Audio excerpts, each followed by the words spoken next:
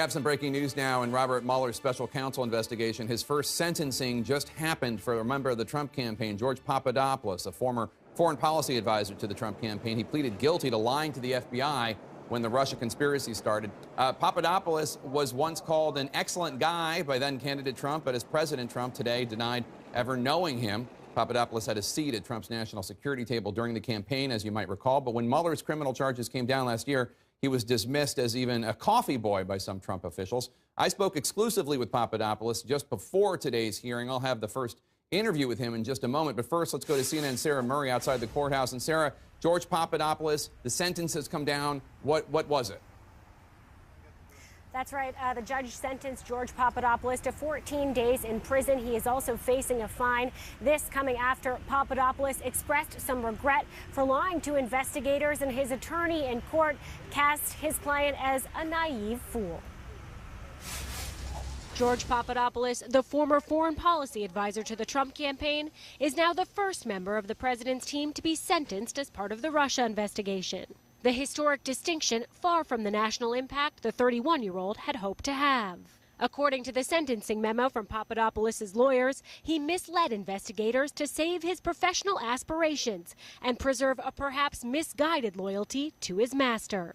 That master and the administration quick to dismiss the former foreign policy advisor's role. It was a volunteer position, and again, no activity was ever done in an official capacity. I have no idea why people would think that a volunteer coffee boy like George Papadopoulos would get to the top of this campaign. It was Papadopoulos who revealed to a diplomat that he had been told the Russians had thousands of emails about Hillary Clinton. That helped set off an FBI investigation that eventually became Robert Mueller's special counsel probe. During the 2016 campaign, the young advisor attended a meeting of Trump's new national security team, including Donald Trump and Jeff Sessions. Papadopoulos pitched a meeting between then-candidate Trump and Russian President Vladimir Putin. When the FBI asked him about his Kremlin-linked contacts seeking to meddle in the presidential election, what Papadopoulos did was lie, and that's on him, not on the campaign, and we can't speak for that. In court documents, the defense pleaded his ignorance. To say George was out of his depth would be a gross understating. His wife got even more technical. He didn't lie because of the nature of his relationship with Russia, because he didn't have any relationship with Russia. He lied about the date. But the prosecution says Papadopoulos was not just a nervous novice, but an uncooperative one.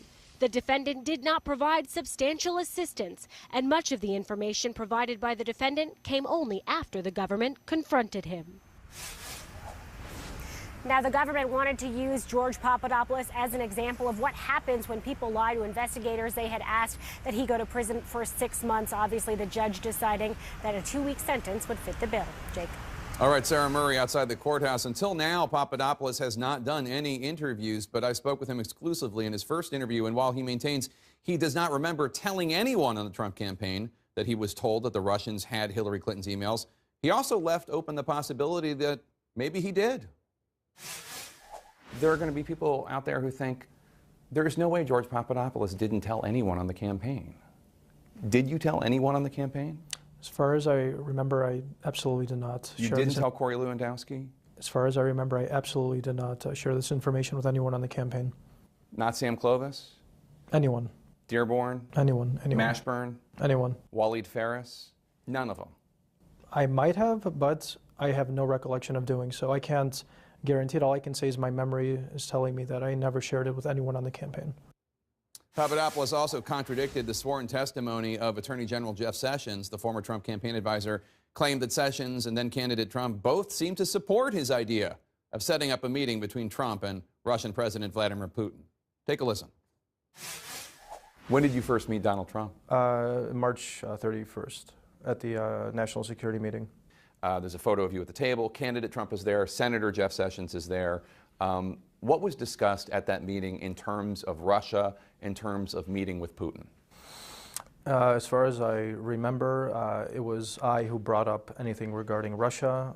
I was under the impression that an individual I had met in Rome, the so-called professor, was able to provide high-level connections in Russia that would result in some sort of summit or meeting, mostly for a photo op. So I sat down and, I looked at candidate Trump directly in his eyes and said, I can do this for you if it's in your interest and if it's in the campaign's interest. And the collective energy in the room, of course there were some dissenters, but the collective energy in the room seemed to be interested.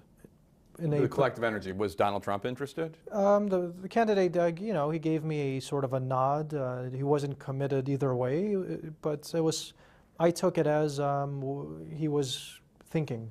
Senator Jeff Sessions was there too. Yes. At the table. What was his response? My recollection was that the senator was actually enthusiastic about a meeting between the candidate and President Putin. So you say that then Senator, now Attorney General Sessions, was enthusiastic about the idea of candidate Trump meeting Putin, but he has said the exact opposite. He says, he testified before Congress saying that he, quote, pushed back when you raised the possibility of a meeting with Russia. That's not true, you're saying? I don't remember that.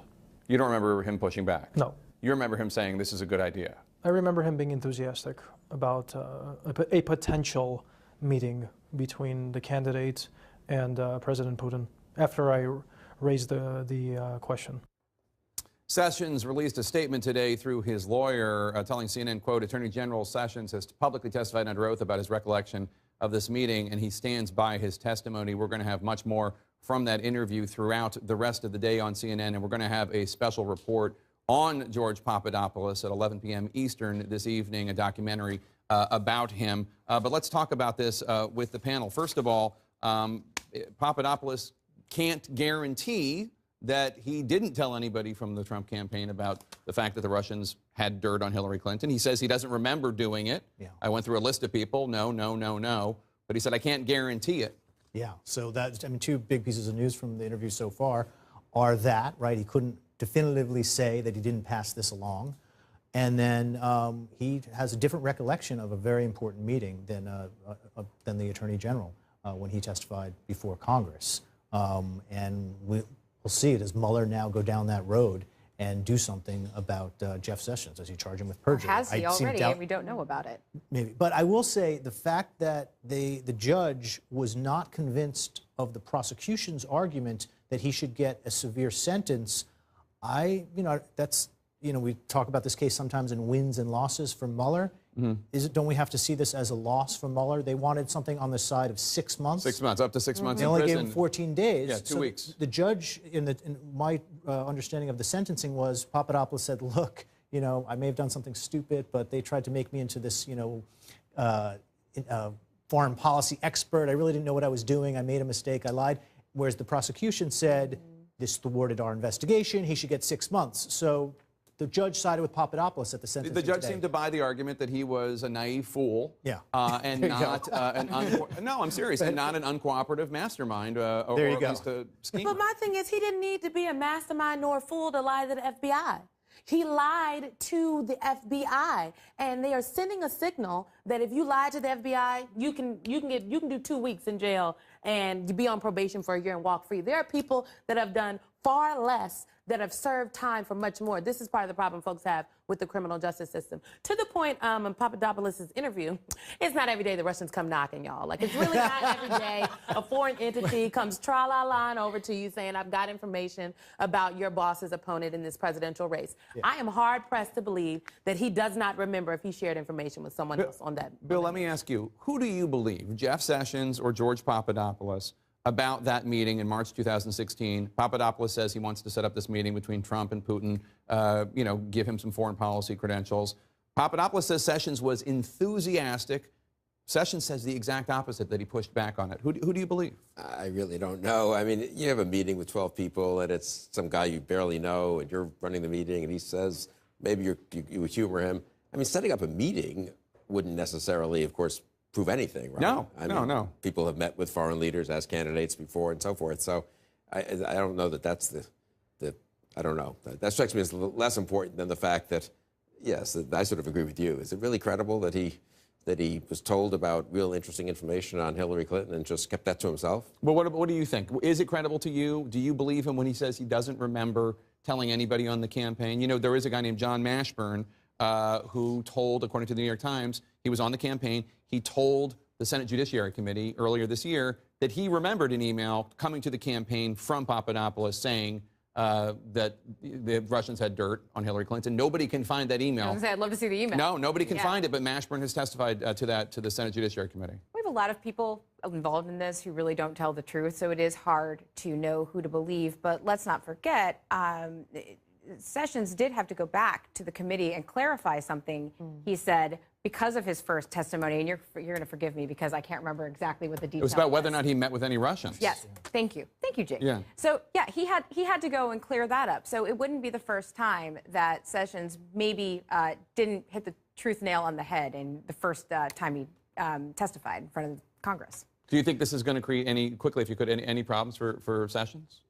Yeah, I do. I mean, if you have a witness who, I mean, his problem, of course, is that he admitted to lying, right? So that undermines him a little bit. But he now directly contradicts the Attorney General's testimony, so that isn't good for Sessions. Whether he's indicted for that, I don't know.